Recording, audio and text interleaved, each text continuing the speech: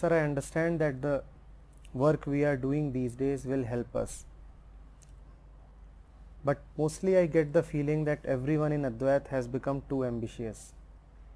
They say do this, get that done. The office seems so much like a corporate. You do not know ambition. All you know is some petty desires.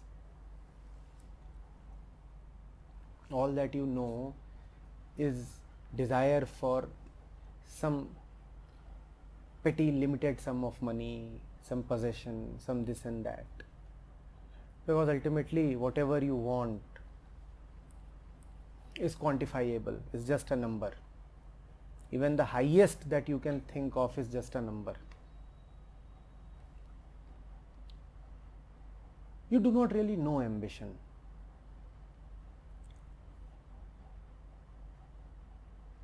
Ambition in its purest form means immensity. Ambition in its purest form means desiring only the highest, desiring right till the end of desire, desiring that which will bring a full stop to the desire. I have repeatedly said that the saint is not a renunciate. He is the most ambitious man. He is desiring the highest.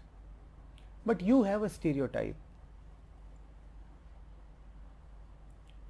You think that the spiritual mind must have nothing to do.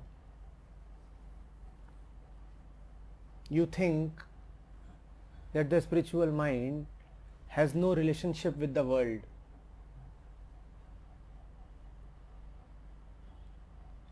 You think that the spiritual mind simply does not care what is happening around.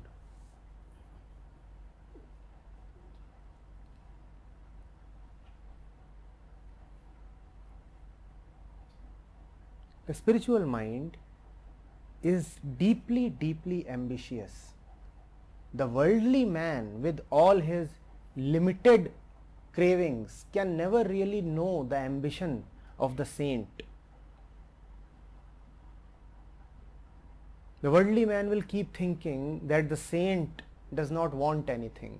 The fact is that the saint wants that which is the only thing worth wanting, and gets that.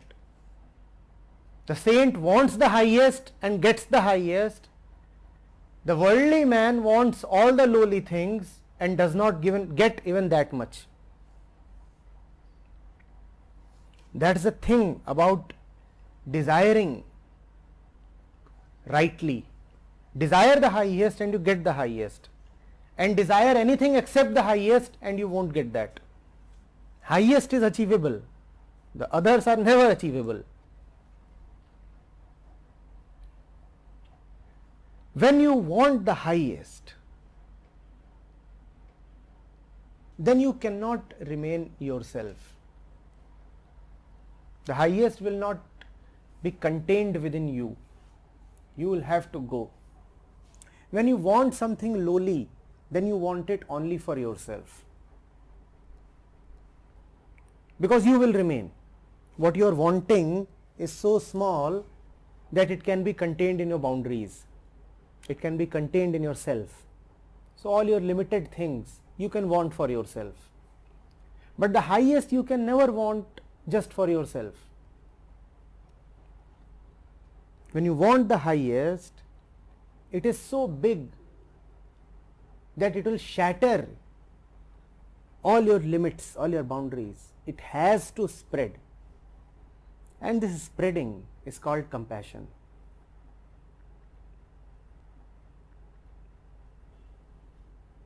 On one day I was saying that, what do you think? That the Buddha had nothing to do?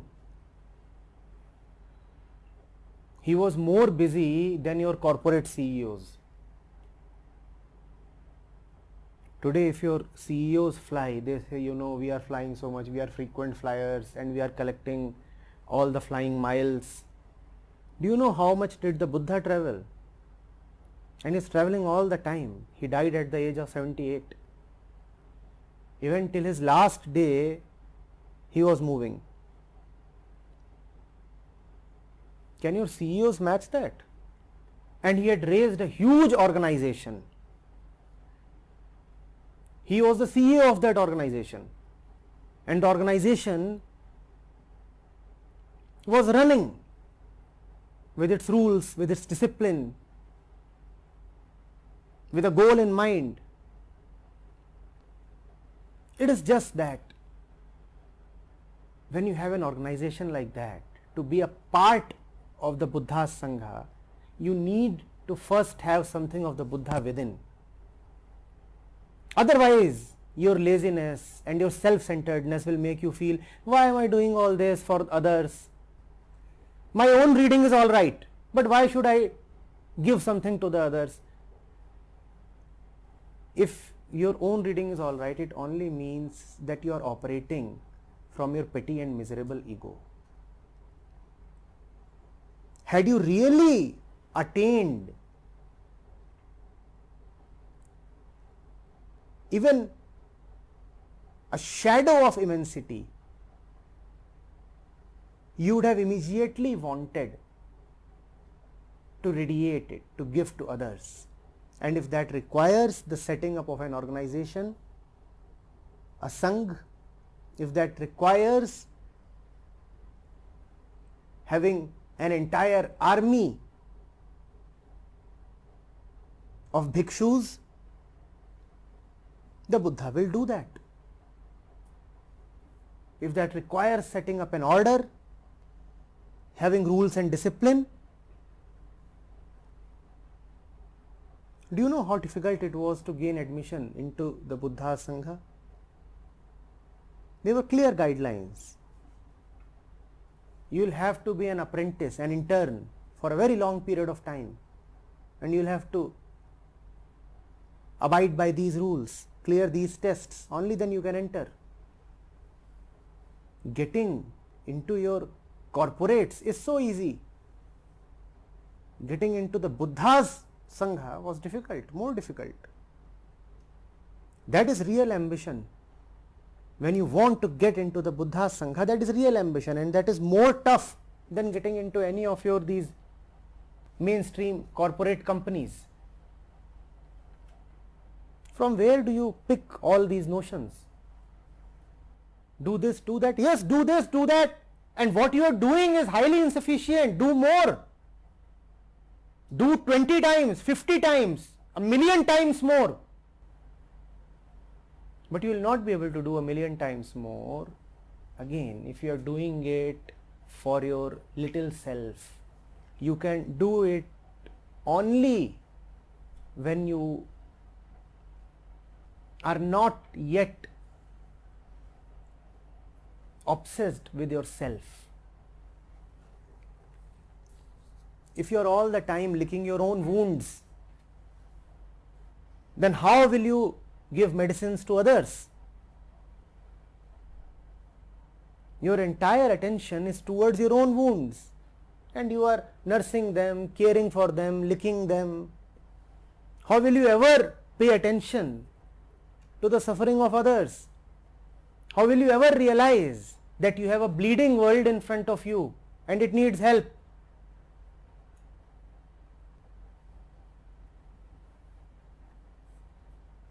But to you, spirituality probably means your own deliverance. It does not happen that way. You are disappointed and you will keep getting more and more disappointments. There is nothing called individual emancipation.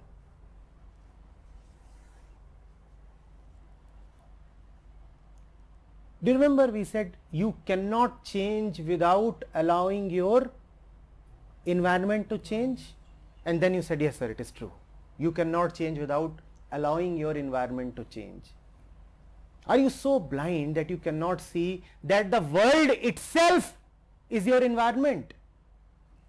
Can you be at peace when the world is in turmoil? You easily understand that I cannot change if I do not change my friend circle. You understand that much, right?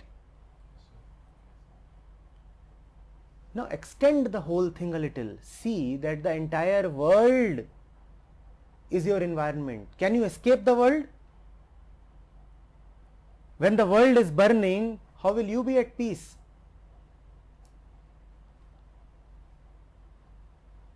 So this is the exact opposite of self-education, that first change yourself, then the world will change. So change yourself, and then how will the world change on its own? When you change, then you become the agent of change. Or does self-education say change yourself and then do nothing to change the world? Self-education says change yourself and the world will change. Now connect these two statements. Change yourself, first, the world will change. Second, how does two follow one? One has to change too. But you are saying, no, if we do that, then we are being ambitious. If we do that, then we are being a corporate. I'm not saying that we don't do that, but Yeah. the amount of intensity we are putting into Yes. it is not Yes. too much. Yes. Love is intensity. Yes. What do you mean by too much? There is nothing called too much. That's why I use the word ambition, that it is Ambition is only when it is a little. When it is too much, then it is not ambition, then it becomes devotion. When your desire is of the limited, then it is called ambition. When your desire is of the unlimited, when it is too much, then it is called devotion. Do you understand this? You can be ambitious only about the little. Let me earn 500 crores, which is just a small sum. What is 500 crores? Nothing. That is ambition. But when you want the ultimate, that is devotion. You are not stopping anywhere. Yes, do this, do that, and then do a little more.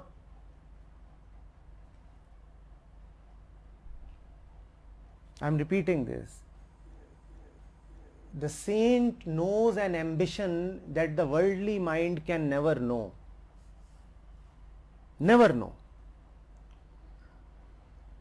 The Bodhisattva idol in Buddhism says that here is the river of the world and deliverance lies on that shore, the other shore, and I am standing on this shore with the entire world. The boat is available to me. I can cross over any time. I can get my individual deliverance any time. But I realize that there is nothing called individual liberation. So I declare that I will be the last one to cross the river. I will not cross the river till even the last blade of grass has crossed the river. I will stay here with the world till even the stones are liberated. Only petty minds think of receding to the hills, sitting in their nice and comfortable rooms all by themselves and saying that I am done. I wanted it for myself, I got it, and that's all. If you say that you wanted it for yourself and you got it and that's all, then you have not gotten it even for yourself. When you get it for yourself, then 1,000 ways emerge through which it radiates from you. And when it radiates from you, the ways are mysterious. From a Ramana Maharshi, it radiates even as he sits in his ashram. He didn't go anywhere. But sitting in his ashram, he was helping the entire world. From a Krishnamurti, it radiates as he travels the entire world. The ways are different, but one thing is certain. When you have it, it reaches out to all. And when it reaches out, you yourself cannot become the barrier. You cannot say that so much of intensity is not good.